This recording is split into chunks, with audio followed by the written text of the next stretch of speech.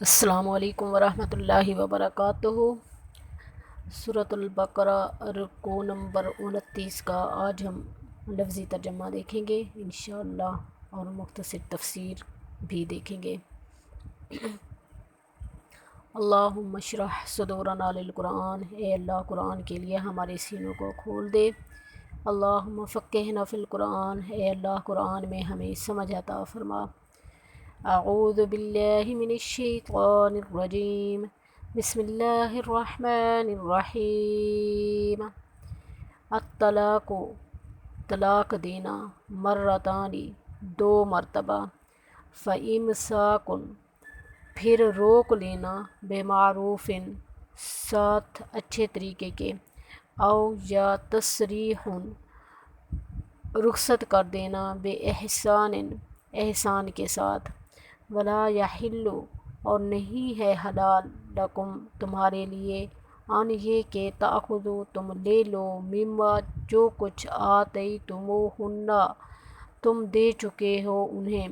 شیئن، کچھ بھی،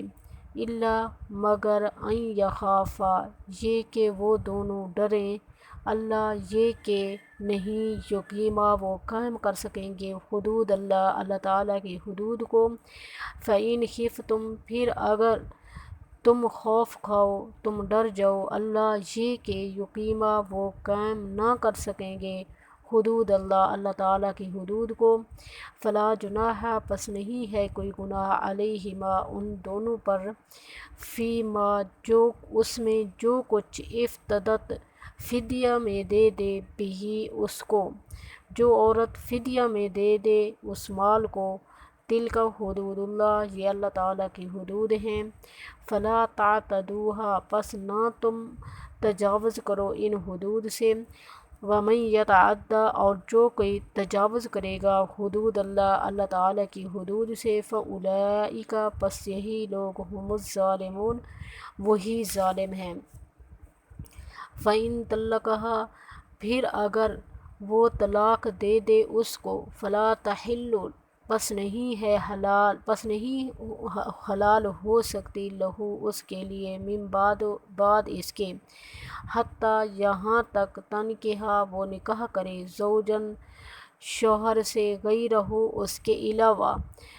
علاوہ شوہر سے، فإن طلقها، پھر اگر وہ طلاق دے دے اس کو، فلا جناح، پس نہیں ہے کوئی گناہ، علیہما، ان دونوں پر، ان یتراجعا، یہ کہ وہ دونوں لوٹ جائیں، یہ کہ وہ دونوں صلح کر لیں، ان، اگر، ظنا، وہ دونوں یقین کریں، ان یقیما، یہ کہ وہ قائم کر سکیں گے، حدود اللہ، اللہ تعالیٰ کی حدود کو، وتلک حدود اللہ، اور یہ اللہ تعالیٰ کی حدود ہیں، یبینھا، وہ بیان کرتا ہے ان حدود کو، لقوم، ایسی قوم کے لیے، یعلمون، جو وہ جانتے ہیں۔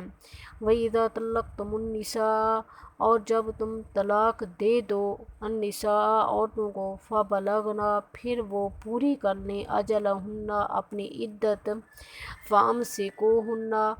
پس تم روک لو انہیں، بمعروف،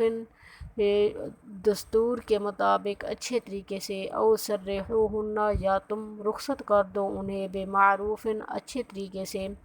ولا تمسکوہن، اور نہ تم روکو انہیں، ضرارا،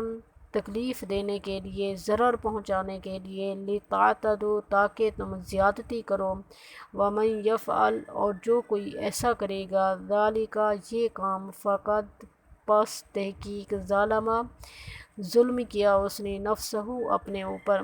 ولا تتخذوا، اور نہ تم مذاق بناؤ، آیات اللہ، اللہ تعالیٰ کی آیات کا،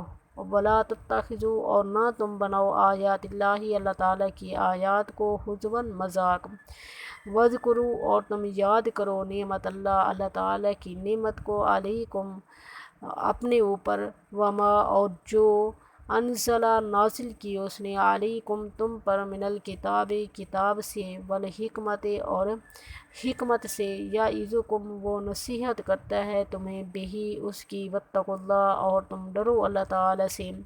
وعلموا اور تم جان لو ان اللہ بکل شیء علی ان اللہ بے شک اللہ تعالیٰ بکل ہر شیء چیز علیم جاننے والا ہے۔ تو یہ تھا لفظی ترجمہ، اور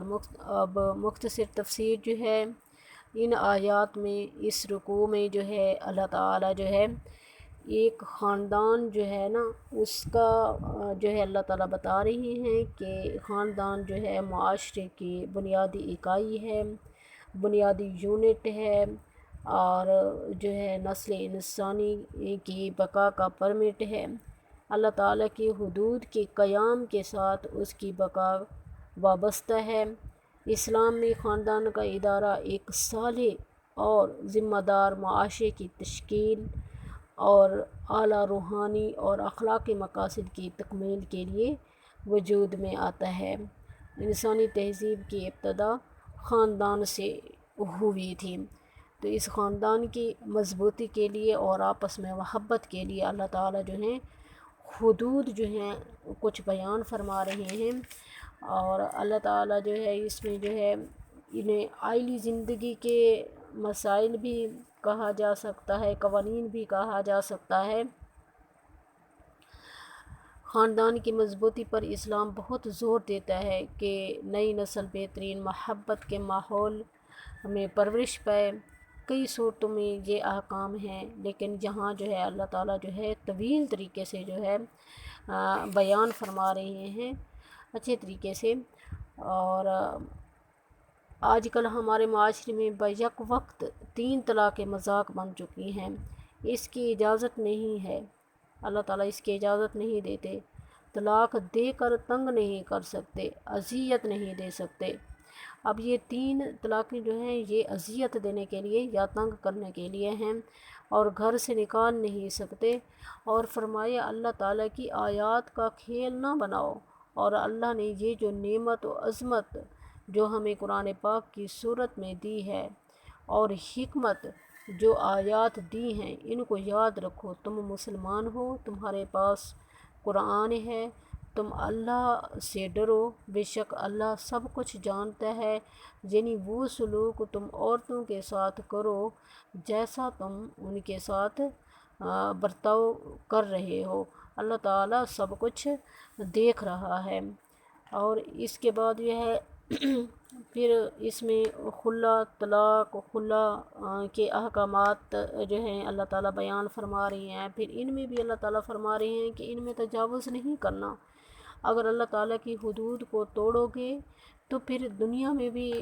تمہیں جو ہے ذلت و رسوائی ہوگی اور نقصان اٹھاؤ گے، اور آخرت میں بھی اس کی سزا ہے۔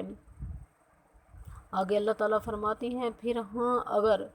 تم جو ہے اس بیوی سے دوبارہ جو ہے نا نکاح کرنا چاہتے ہو تو پھر جو ہے اللہ تعالیٰ فرماتے ہیں کہ وہ کسی دوسرے شوہر سے نکاح کرے گی، اور وہ جو ہے اس کو طلاق دے گا، عدت پوری ہوگی، اور اس کے بعد جو ہے پھر تم اس کو اپنے پاس رکھ سکتے ہو اگر تمہیں یقین ہو کہ تم جو ہے اس کے ساتھ تم دونوں آپس میں اس طرح کی صلاح کر لو کہ ایک دوسرے کے ساتھ اچھے طریقے سے زندگی گزار سکو گے۔ یعنی یہ اللہ تعالیٰ کے قوانین ہیں جو اللہ تعالیٰ جو ہے ہمیں بتا رہے ہیں، اور ہم جو ہے ان قوانین کے مطابق جو ہے اپنی زندگی کو ڈھالیں۔ طلاق و خلا کے معاملے میں پھر بھی اللہ تعالیٰ زور دیتے ہوئے فرماتے ہیں دوسری جگہ پہ واتقوا اللہ واعلموا ان اللہ بکل شیء علیم، اور تم اللہ تعالیٰ سے تقوی اختیار کرو۔ اصل میں بار بار اللہ تعالیٰ فرماتے ہیں تقوی، اللہ کا ڈر، تقوی اختیار کرو، اور تم جان لو بے شک اللہ تعالیٰ ہر چیز کو جاننے والا ہے۔ اللہ تعالیٰ علیم بذات الصدور ہے، اور ہر ایک چھوٹے سے چھوٹے معاملے سے بھی وہ باخبر ہے، کون جو ہے کس کے ساتھ زیادتی کر رہا ہے۔ وآخر دعوانا ان الحمد للہ رب العالمین۔ اللہ تعالیٰ ہمیں سمجھنے کی توفیق عطا فرمائے۔ السلام علیکم ورحمۃ اللہ وبرکاتہ۔